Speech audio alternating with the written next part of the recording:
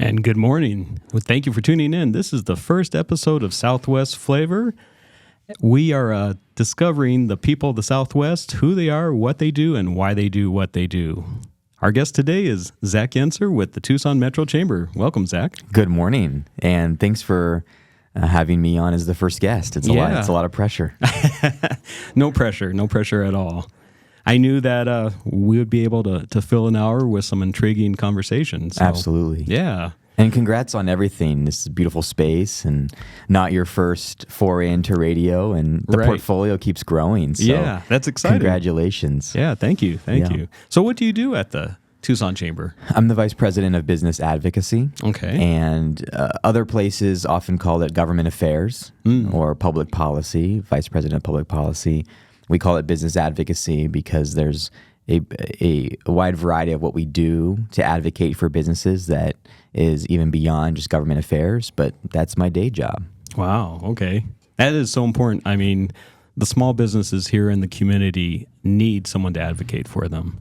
Absolutely. Yeah, we want to be the bulldog for business and not only create a great space for companies and businesses to grow their book of business, to network, to meet new businesses. Pre-internet, chambers of commerce were the place. Yeah, they put on the events, they spread the Rolodexes around, they had the books of business. That's where you went to meet other businesses and to hash out issues. But chambers of commerce have and continue to be so much more even than that, of being that local bold advocate for what creates a great environment where your business thrives and your community prospers. Right. And in Southern Arizona, I think the business community needs those kinds of organizations more than ever, because for all the amazing things about this place that are good for starting a business, there's a lot of challenges. There's some roadblocks that need to be removed. There's some strategic forces at play that make it harder than ever, locally, state, and nationally, to run a business. And I mean, I'm preaching to the choir. This is, Ron, not for you. This is for the audience. You've lived this and your business is thriving. But we want to make sure that there's an environment for more businesses to thrive, for more businesses to live out the Picture Rock story. So right. Well, yeah, we definitely want to have a healthy business environment. I mean, if everyone is healthy and doing well, then it's just better for the whole community. Yep. Yeah, we want businesses to be able to be there for the people so that people have a choice to where they want to go, where to shop, and get what they need. That's right. Yeah, where commerce leads, progress follows. And that can be community progress, but that's also progress. When you have a job, you can provide for your family, you can buy goods and services. And guess what? Cities and towns live off, in large part, sales tax and property tax. So if you're able to buy a home, if you're buying goods and services, more money in more people's pockets because where they work is thriving, creates thriving across the community. And again, it feels like preaching to the choir. You know this and I know this. Right. There's a lot of people in our community that don't realize that thread of how successful, thriving businesses help sustain successful, thriving people, which sustains successful, thriving communities. Yeah, that's right. Anytime that I have a small business myself, and anytime that we hire someone, we take on that responsibility of basically feeding that person's family. It's a lot of pressure. It is. It's a lot of pressure. We need to make sure that they have work every day so that they can get their hours, and then also the training and making sure that they're healthy and relatively happy, what they're doing. Absolutely. Just so that they can have an overall good life and go home to their family and provide for them. It's almost cliche, and I think sometimes it's used as a pejorative, and I don't mean it this way at all.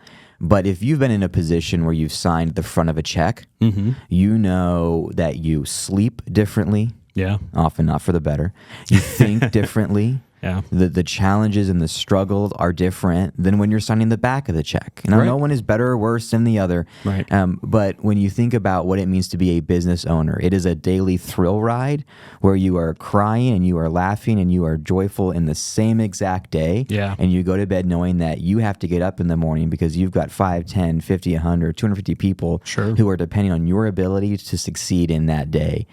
And as I work with different jurisdictions around the community, county, city, state, there is just a different way of viewing the world that you have when you sign the front of a check. Yeah, you're right. And again, no one is better or worse than the other, depending on which side of the check you're signing. Yeah. But I think if more people were serving even in elected office, certainly in Southern Arizona, who knew what it was like to sign their front of a check, Yeah. I think our policies would be different. Right. So, I mean, that's what I get to do in my job, is to make sure that, I can call, and we're lucky to have good relationships with city and county officials, and to call and go, hey, wait a second, I just need to make sure before you vote on this that you know kind of what the front of the check signers are thinking. Right. Do you have this perspective? And if you have it, is it going to change maybe in a way that is needed the decisions that you're making? So I always try to celebrate business owners, because it is hard in general. It is. But Yep. it is harder in some ways in Tucson and Southern Arizona than in other places. And not enough people say thank you for the sleep you lose and the brain cells you utilize and what you do to make sure that there are thriving people that create thriving communities. So Right. I've seen quotes before that if you go into business, you're doing what you would normally do for 40 hours for someone else, you're doing 100 hours for yourself. Right. Yeah. And most of those hours are free. Yeah. Right. Yeah. Because you're making sure that the people who sign the back of the check are getting the money often before you do. Oh, yeah. I've been in that position. You're always the last one to get paid. I've been in that position Yeah. myself. I bring that perspective to play. You are the leaders eat last. Yeah. Yeah. That's true. So you mentioned about state representatives too. Do you have much with the state representatives? Somewhat. I mean, as you know, Ron, the Tucson Metro Chamber, we used to do a lot of DC fly-ins. We used to we had 2 lobbyists on the payroll driving up to Phoenix during the state I did not know legislative that. session. But it hasn't been true for about 4 or 5 years. Okay. And the current president and CEO, Michael Gaiman, when he stepped in, and his predecessor immediately before him, right around that time that there was that handoff, there was a decision to say, look, we've got great partner organizations in the community, like Southern Arizona Leadership Council. We have great partners in the Phoenix area, like the Greater Phoenix Chamber. We need to make sure that we're using our resources wisely. And so we pulled back our resources to be focused about 95% of the time on just city, town, and county jurisdictions here in Southern Arizona. So we are a 95% completely local chamber. Nice. Now, we also know that what happens at the state and even national level has local impacts. Sure. Affects us too. So you can't just put your head in the sand and pretend that stuff doesn't matter. Yeah. But in terms of, our members are investing in the chamber, and that there is resources to support our advocacy work on behalf of those members, we want to make sure that those resources were being used effectively. And so we are almost completely local, and there's a lot of work to do. There's a lot of work to do. There is a lot of work to do, both state, national, and locally. There but is. yeah, Yeah. just to be local and really look in your backyard and try to make that better. That's huge. Yeah. Yeah, it is. So, what did you do before this? Because you've been with the chamber, I think you said 14 months. 14 months. At time of recording. Okay, yeah. It was end of July. End of July of last year. All right, 2023. Yeah. And what did you do before that? I had a membership association that I was a part of. I actually got the opportunity to be the first executive director of it. Okay. It's called Tucson Young Professionals. It's been around in Tucson since 2007, 2008. The mission was to retain, attract, and promote professionals 21 to 45 years of age in Tucson and Southern Arizona. And you know what it was like here in 2007, 2008. There was massive brain drain out of Tucson from the Great Recession. Yeah. The U of A was not as sticky for our young talent, as I'm thankful to say it is now. And Tucson just wasn't a place where a lot of people 21 to 45 were thinking, I'm going to put down roots here. I can sustain a family. I can buy a home. I can do all those things. It just wasn't that place. And so TYP, Tucson Young Professionals, was organized to be a community that would support ourselves and support the smart growth vision for Tucson to be that place where we had good wages, good infrastructure, a good economy. And there was 120 members when I jumped in as kind of the interim executive director, real first-time plunge. for the organization after 12 or 13 years to having a full-time staff member. Wow. Yeah, you were the first paid employee, right? I was. Yeah. I was. We had about 120 members. And over about a 5-year period, up until last year when I stepped away, we had grown to almost 1,000 members. Wow. That's huge. It is 1,000 members today. We had about 30 community and business partnerships, and was really proud to work with a great board over those years to develop an organization that really pulled together our young talent, young professionals together in the community. So like the Chamber, the Chamber is a 501c6. Right. It's technically, I'm air quoting for people who can't see, it's a nonprofit, but it's a membership-based nonprofit. So rather than philanthropic dollars and grant dollars funding the staff and the work, it is membership dues and members sponsoring events and things like that. So like the Chamber, it's more TYP, like a not-for-profit instead of a nonprofit. Yeah, that's a great way to put it. Yeah, it's almost like you're the board chair of a Chamber of Commerce. I know a little bit about the chambers. Ron knows a little bit. So yeah, not-for-profit. So TYP was set up the same way. Okay. So all that to say, faster answer to your question, Ron, was doing a lot of neighborhood and community work, really working at that intersection of housing affordability, talent retention, economic development. Yeah. So that was kind of my community work. And then my day job was helping to grow this organization called TYP. And then I also had the opportunity for 4 years, maybe 5. I get those two mixed up. I was hosting a daily talk radio show on a local station in town. It was called Tipping Point. Yeah. And it was really this look at the community of the decisions we make in the next 5 or 10 years will shape the next 50. Sure. So what are those important issues, and are we making the right decisions? And Ron, it was so cool by the end of it. This one took me a couple years, so it doesn't sound as big as it is.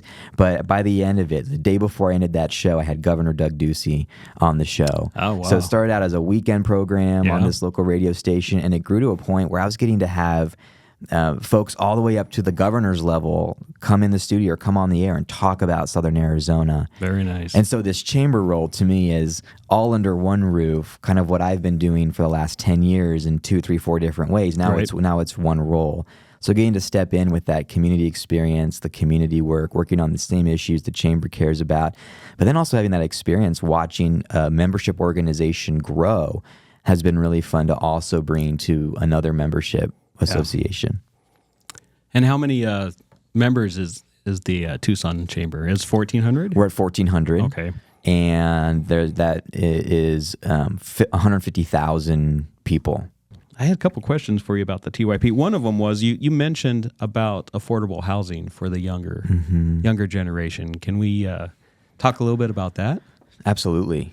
And the phrase that I like to use even more is housing affordability. Okay. Because when we talk about affordable housing, we can get into, what percentage of what number makes it affordable, and it's based on area median income and so on and so forth. But our focus at TYP was, and at the Chamber too, it's actually the same, is how do we increase the housing stock across all levels of housing, right? So that it reduces pressures on all the other types and creates enough supply where the demand is balanced so the prices aren't as crazy as they were. And so that's what really happened, after COVID, is the supply chains, shifted, the workforce shifted. And so you had all these people who wanted to move in and out of homes and not enough housing, being developed. And what I think was interesting, Ron, is last year, about this time, we did a small business listening tour at the Chamber, where we actually went, we reached out to our members and said, we're going to do a listening tour stop for our members in each of the 5 Pima County districts, just for geographic parity. And we reached out and we had members in each of those 5 county districts say, hey, I'll host one. I have the room to host. Wow. And then we would invite our members to come to that member business, and we would just ask a couple of open-ended questions of what are the challenges to your business, and what about the environment of doing business in the county is challenging to your running a business. And there's a few things that we heard that we hear every year. I mean, businesses are smart to ask for good infrastructure, good regulatory and taxation policy, et cetera, et cetera, et cetera. 2 things we heard with an urgency that we hadn't heard before. One of those was housing affordability. Right. So it was interesting for me in 2016, I was doing some community organizing work in neighborhoods around housing affordability. And I'm going to air quote again, the business community Yeah. wasn't quite there yet in seeing what neighborhoods were seeing around the shortage of housing supply, the cost of housing going up, and how that would push communities in and out of neighborhoods that had been there for a long time. But we could tell in 2016 that we were approaching a housing crisis. Oh, wow. COVID with or without standing, we were approaching a housing crisis because we were not building enough housing in Pima County and in the state. And we heard from employers last year that the cost of housing was now impacting their business. Oh, yeah. Because their workforce is now looking at basically like, look, Ron is paying me this, and that's what he can pay me. Yeah. It's just not enough anymore Right. to afford rent or to afford a mortgage. And that was shifting ability to retain workforce, and was becoming an issue for our employers in the region. And so TYP and the Chamber, encourages our local jurisdictions to ease zoning regulations, to allow for smart density, to get creative in different overlay districts, and to make it faster to build more housing. And that is not only housing that builds out appropriately, but also housing that builds up. And it's everything from single-family homes to multifamily, but it's also affordable to workforce, to market rate, to even luxury. There's kind of 4 or 5 different categories, and we're short on all of them. We're short on all of them, and it becomes a real limit to staying in the region and staying with employers. Okay. Do you see Tucson and Pima County growing a lot, or has it slowed down? No, I think the growth is going to continue. We've seen the growth continue. I mean, we probably will never be as fast as Phoenix, and we should probably be thankful for that. Yeah. But the state of Arizona does these projections over the next 25, 30 years. And the state of Arizona estimates on the high side that Pima County could grow as much as 50% by 2055. Wow. So that's basically 500,000 more people in the next 30 years. And I've always thought, and I said this on my radio show when I was doing, I said, that is how every city council meeting should open. That is how every board of supervisors meeting should open. Right. That's how every town meeting should open is, hey, in 30 years, we're going to have 500,000 more people than the million-person county that we have now. What decisions are we making today that will make that work? Right. Because the only way you can stop growth is to build a physical barrier around Tucson, which is absurd, but it's the only way, or increase taxes to an obscene level that nobody wants to come and stay. Right. Yeah. Neither option is viable, workable, or meaningful. Yeah. So growth is going to come. Growth is going to happen. We're seeing it. We'll continue to see it happen. It's now a question of, are we making the right decisions and policies to achieve that growth well in a way that is sustainable for everybody? Yeah. I mean, we need to keep up with the infrastructure. That's for sure. I mean, that's one of the things I think.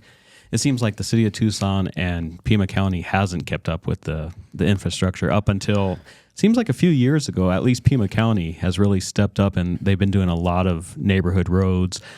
The roads that are in front of our house, they weren't done for 30 years, and then they're redone this last year, I think. Yep. Yeah. So to that point, really fast, we were in favor of Pima County shifting to they call it PAYGO, pay as you go, and so every budget cycle there is an ability to allot more in certain ways to road repair. Okay. And so I think as you mentioned, Ron, you've seen the result of that. That's, I think, the smart way to go about it. Yeah.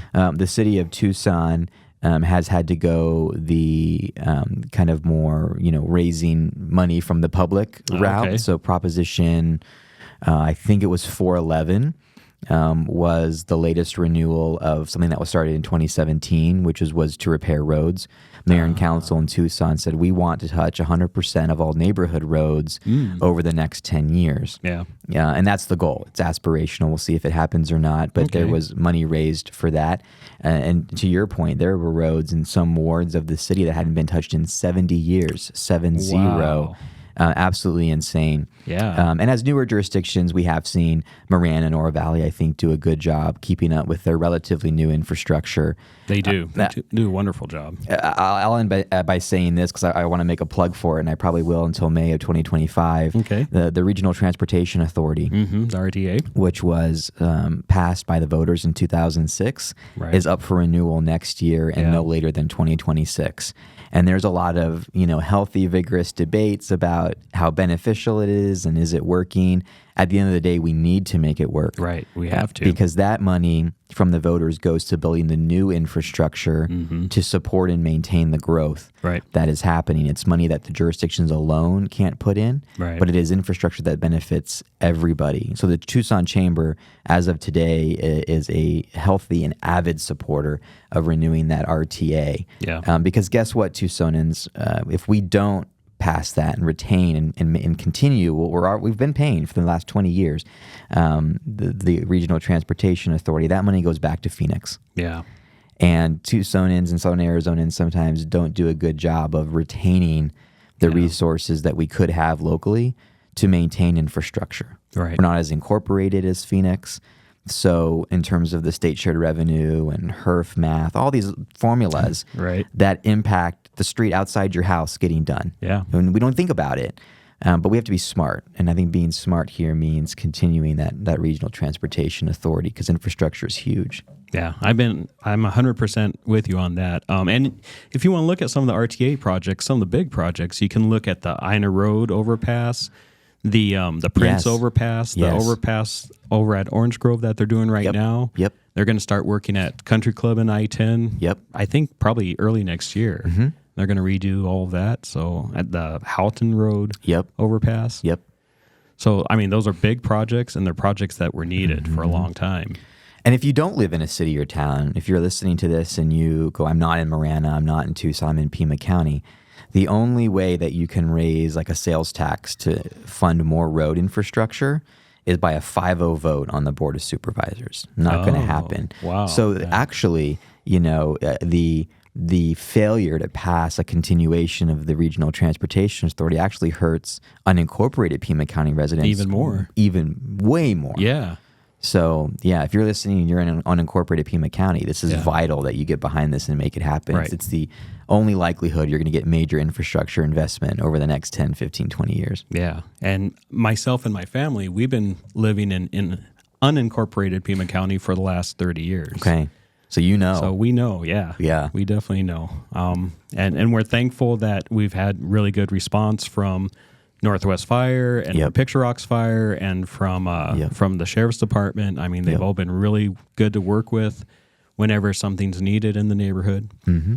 But yeah, we're thankful. Yep. Yeah, so we should get back to talking a little bit about the chamber.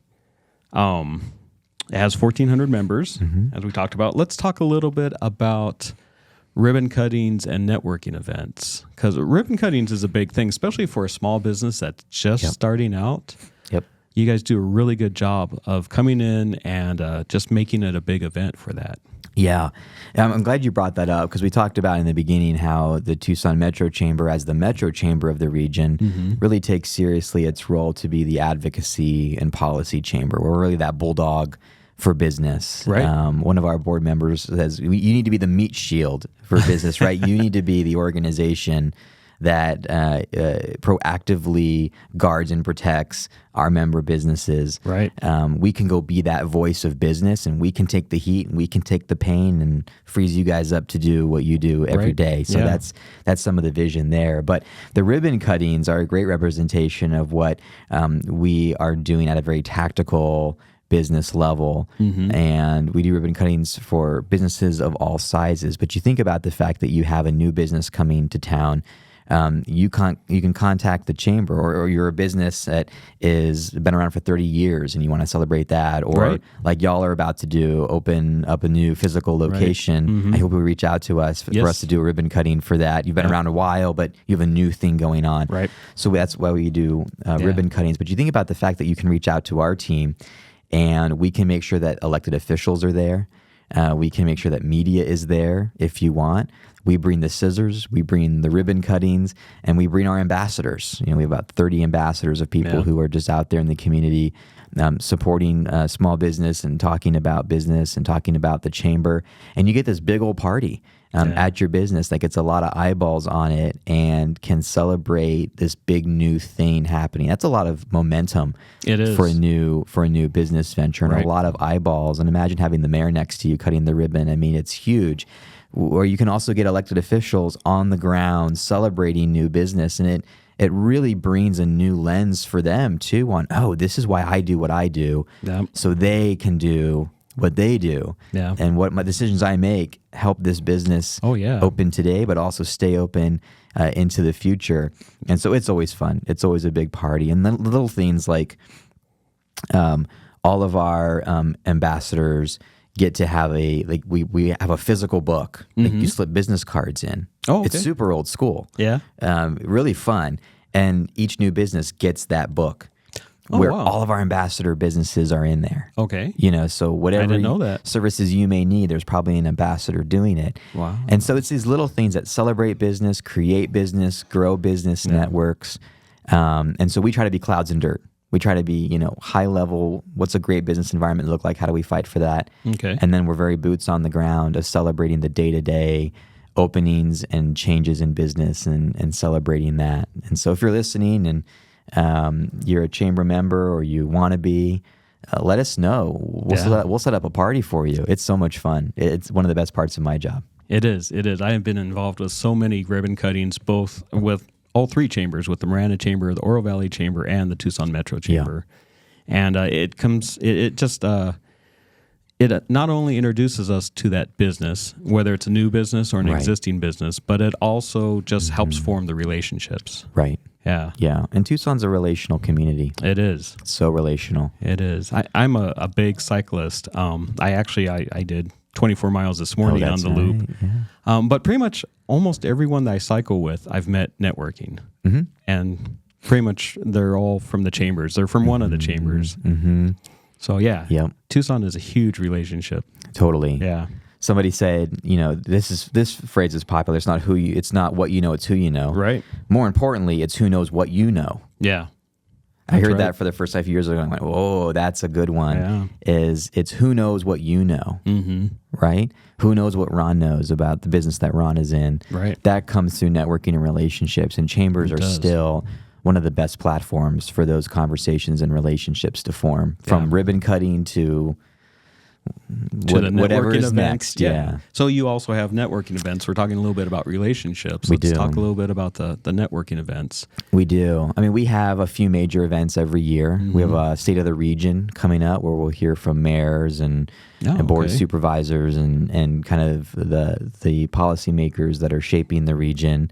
We've had in the past like State of the City and State of the State. This is an evolution of that. And those are, of course, big events where there's hundreds of people. Yeah. But every month we do things like a speed networking, which is much smaller but way more intentional. We have people signing up to have, quick conversations together. And then we have a monthly breakfast event called Good Morning Tucson. And we brought that back. It was very popular back in the day. We brought it back, and it's 6 or 7 speakers on 6 or 7 different topics for 6 or 7 minutes, and one lucky member gets the gong if you go over too long. It's so fun. But we have a few key themes every month, from workforce to community events to policy that we cover. And it's a great monthly kind of 360 of the community, but then you're also with about 100 people every month. It's so well attended to create those networks and relationships. So really fun. I love that event. It's such a great, energetic way to start the day. Right.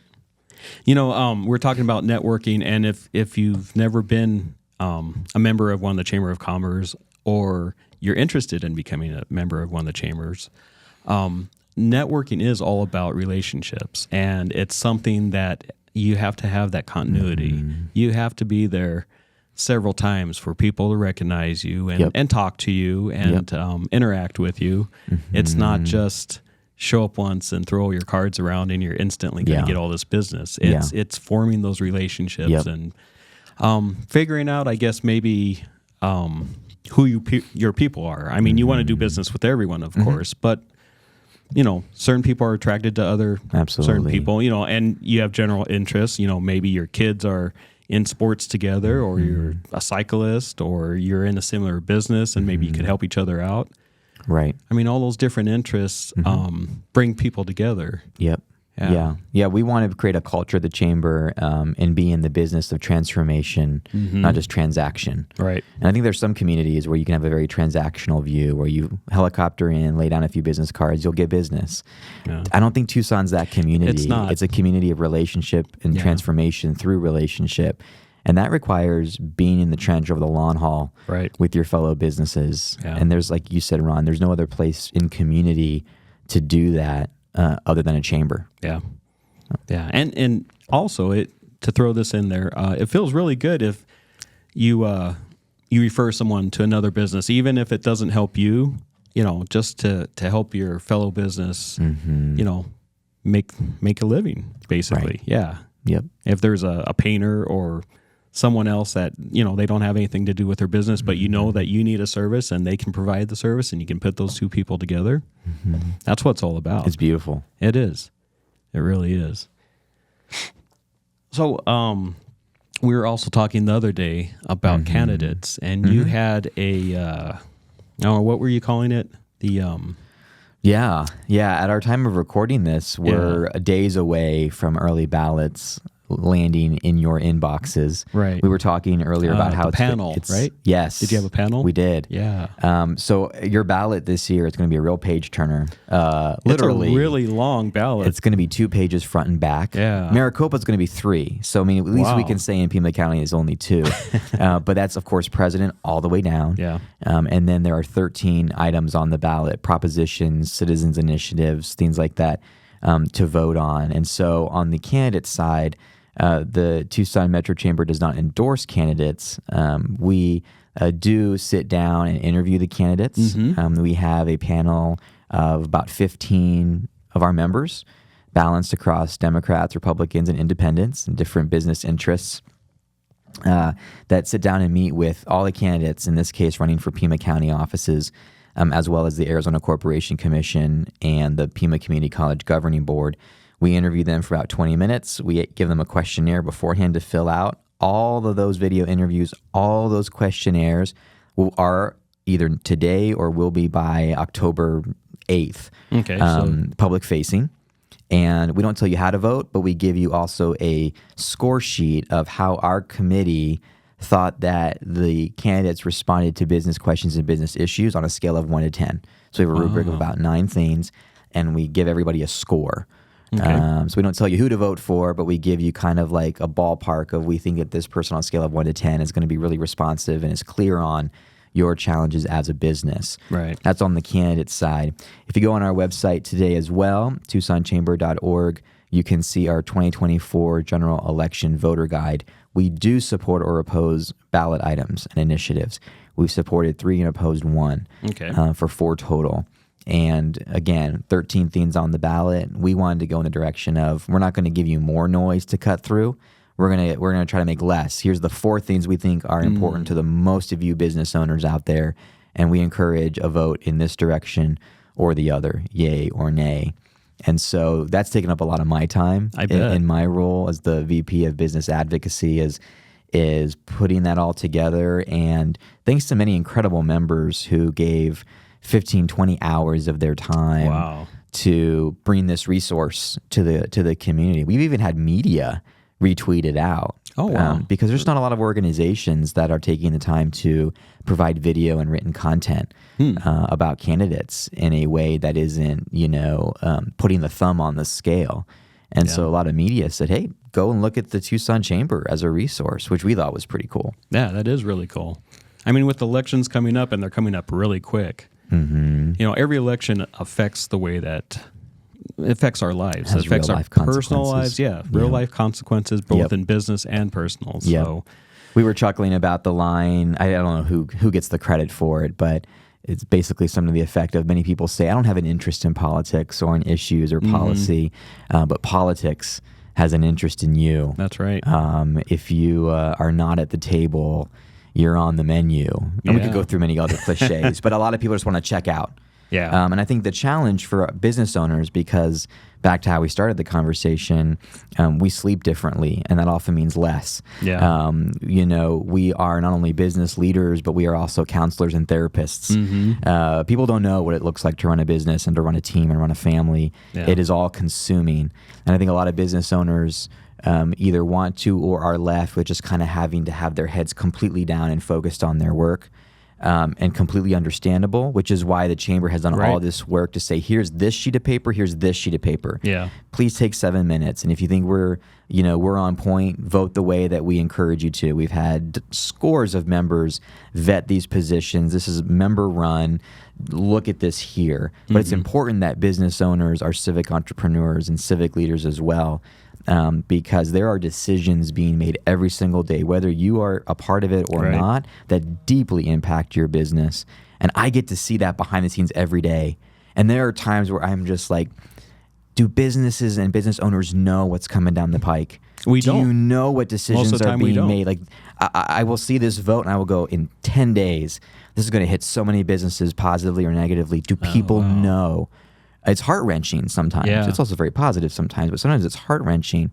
So we need businesses and business owners to tap in as much as they can.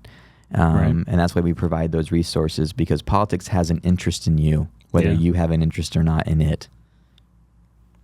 They definitely do. So is there anything new going on with the chamber? I know you've been working on the the candidates for all this time. Yeah. I mean, there's always something new happening. We've been really excited to launch a new program at the chamber. I mentioned our chamber ambassadors, which are really that kind of member-facing group that celebrates small businesses of all sizes, but does the ribbon cuttings, and new members get that personal touch from our ambassadors. I just developed on my side of the chamber a program called Chamber Advocates. And the vision is to have 100 of our members who go through this training to understand, how does the chamber shape its policy agenda, and how do we advocate for it? And if we have an opportunity to go meet with a city official, or we have an opportunity to send a key letter, or to make a phone call to an office and say, hey, this thing you're about to vote on is going to make a huge difference in my business, positive or negative, and I want you to know. Our vision is to have 100 members having gone through that training that I can call and say, hey, there's a decision. You live in unincorporated Pima County. Right. This decision on the Board of Supervisors is going to impact you. Do you have 5 minutes to write a letter or to call? Or, hey, I'm going to go meet with this supervisor. Do you want to come with me so you can share your story in person? So we set up that program. At our first cohort of 10 people go through it and sign up and say, hey, I want to be co-advocating with chamber staff. A lot of interests in our community have kind of this grassroots, if you will, of people who can turn out and send a message. And it matters. I want business owners listening to know that your voice matters. It does. To policymakers. If they get 100 of our letters and 20 people showing up, that matters. Yeah. Don't think that decisions are baked necessarily behind closed doors. That public input truly matters. So we're trying to kind of build that at the chamber as well. And so that's been really exciting. And then I know something that you were wanting to talk about too is, we really are looking at 5 pillars of economic competitiveness. Right. And there are organizations in town that are looking to help businesses that are already here grow or to bring new business in. We're the back door where we want to keep it shut. Like we're working on what makes a strong region that keeps businesses here. Yeah. Once an organization like Sun Corridor brings them in, the chamber's making sure the back door is closed so that businesses don't go too much regulation, too high cost, can't find a workforce. I'm out. Right. And so, we're looking at those 5 pillars of economic competitiveness and trying to really storytell around how we're doing around those and where we can be improving. Okay. And what are those 5 pillars? So those 5 are workforce and talent, which we've talked about, quality of place, which can be schools, parks, roads, infrastructure, roads. Number 4 is economic and business climate. Is it a good place to run a business? Is it easier or harder than not? And then regional government and institutions. And there's an organization in town called Sun Corridor. They're the economic development organization in our region. Their job is to really go and sell Tucson and say, hey, come to Tucson, come grow your business here, come start your business here. And they work with a group of people called site selectors. And these are 400 of the most, whatever the number is, most powerful people you've never heard of and probably never will, of people who will look at a place like Tucson and go to Business ABC. We have all these metrics. Tucson checks the boxes. You should move there. Oh, wow. Big, commercial, like companies. when Caterpillar came exactly. So site selectors, are the people that look at a place like Tucson and go tell Caterpillar, hey, Tucson's a good place to do business, or Tucson's not a good place to do business. So I don't want to be Pollyannish about it. This is a very cutthroat, data-driven, world out there. Sure. We never know who these people are on a regular day basis, but they're making all the big decisions. In 2006, they started to track, of those 5, where are we weak and where are we strong? Oh, okay. And workforce and talent was a weakness, as well as infrastructure, economic and business climate, and regional government and institutions. We had work to do. Wow. Quality of place was a strength, which I think we know. Yeah. Today, we've seen a major positive progress in workforce and talent. Okay. We are keeping people here more. We are training people up well. Companies look at Tucson and go, I can find people to work in my business. Quality of place is still strong, but the other 3 are still weaknesses. Wow. We still need better infrastructure. We still need a better economic and business climate, and we need stronger, more effective regional government and institutions. And so if the chamber says, in this case, the Tucson Metro Chamber, our job is to keep the back door closed. Yeah. Our job is to work on those things that have been sustained challenges and barriers to business. Even as we celebrate all the good that's happening, we're also change makers to make sure that the back door stays closed and that businesses coming here and staying here go, good infrastructure, good business climate, government is working well, doing what it's supposed to be doing. Yep. That's important. And you said that you've seen that our college graduates are staying a little bit more? By the data. Yeah. By the data. They're still a donut hole. Yeah. The challenge before is that we were seeing U of A grads take off pretty quick. Yeah. We're seeing them stay in Tucson way longer. So Tucson has actually developed its entry-level work, which is good. Okay. Yeah. The challenge that we're still seeing is in the middle. So Tucson is becoming a better place to start a career. Okay. It is sure a great place to end a career. Yeah. We have a lot of retirees here. Great place to close down a career. But in that middle, even at Tucson Young Professionals, we would see people in their mid to late 30s go, I am tapped out of my income earning potential here. I can't make any more than I'm making now. Yeah. The ladder, I'm at the top of it. Like I can't, and by that I mean that mid-career, kind of that 4th, 5th, 6th job. Right. That level of career is still really lacking in Tucson. And my opinion is it's a result of we're still not seeing strong economic development around our 3 core kind of anchor industries, which is mining and mining technology, biosciences and health sciences, and space exploration and defense. We still need to bolster those and create those really high-paying primary jobs that create a ladder of career. We're still not there yet. And so sadly, even though we're keeping U of A graduates, we're still seeing folks kind of in their late 30s, early 40s go peace out. And saw that at TYP in real time. It was painful. And started in the recession, and we still haven't recovered from that. Okay. Do you think the school districts have something to do with it, not just the quality of education with the school districts? Yeah, I mean that's a huge metric as well in that quality of place, I think, bucket. And there are improvements that need to be made in some school districts. My kids go to a TUSD school, and it's one of the success stories in TUSD. So I'm always trying to make sure that people know that there are good things happening in the largest school district, second largest in the state. It's here, in Tucson Unified School District. But that is definitely something that people look at is the quality of education. And with the size and scope of TUSD, there's just automatically some intrinsic challenges that we still haven't, solved yet. Yeah, definitely. I think they've had one of the biggest challenges just with the charter schools, their popularity and being able to put your kids in different schools across town. I think TUSD has had had some challenges that maybe they haven't met all of the challenges yet. Yeah, education is complicated. Well, I won't even open that can of worms because, we won't get to the end. Right. So right. But you have a young family, and so you're trying to make sure that they're placed where they need to be so that they can get the education. My kids went to the oldest two went to charter school for their elementary, and then we switched them over to public school. They're in the Amphi district, and they got a good education through there. They all three of my kids graduated from CDO. But one of the main reasons that it's good. I'm a Mountain Viewer. CDO is where I wanted to go, but I'm just kidding. Mountain View was very good to me. Right, but CDO is a great school.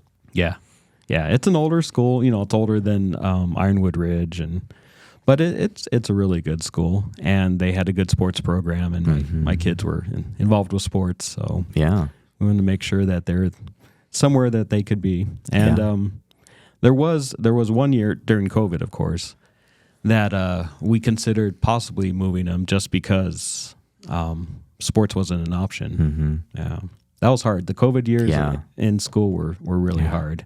My kids are young enough to where they weren't in school during that. Yeah. And I can't imagine what it was like to be a parent having to figure out that piece with school-age kids. Yeah. What a mess. It was. It was really a mess. Yeah. Just to touch on it a little bit. I mean, luckily, our youngest was the only one that was still in school. He was in high school, so it wasn't so much of his developmental years. He wasn't like in first grade or third grade. But yeah, there is a lot of challenges to do school online, and just from the connections to getting the proper lessons or getting the proper help. If you didn't understand everything, right? It was kind of a lost year, right? Yeah. So lost year in academics and the lost year in sports. So it was tough. It was tough on the kids. Absolutely. Yeah. So I think we've gone through pretty much everything that we've talked about, or that we wanted to talk about. And we're running a little bit. I think we're right at about 10 o'clock here. Oh no, that clock's behind. But we're let's go ahead and we'll end it here. Thank you, Zach. Thank you for coming in and talking to us. And it was a great interview. Well, thanks, Ron. Yeah. Congratulations on the show. And thanks for allowing me to be a part of the breaking of the ice. And it sounds like you've got some incredible guests coming up next. And so I hope your listeners continue to stay tuned. And thanks for all you do for business and do for chambers. And thank you. You also. Thanks for your investment and what you do. And it's making a difference. Yeah. Let's go out there and make Tucson a healthy place for everyone to do business. Let's do it. Yep. All right. And that's this episode of Southwest Flavor. Thank you, and we'll see you next week.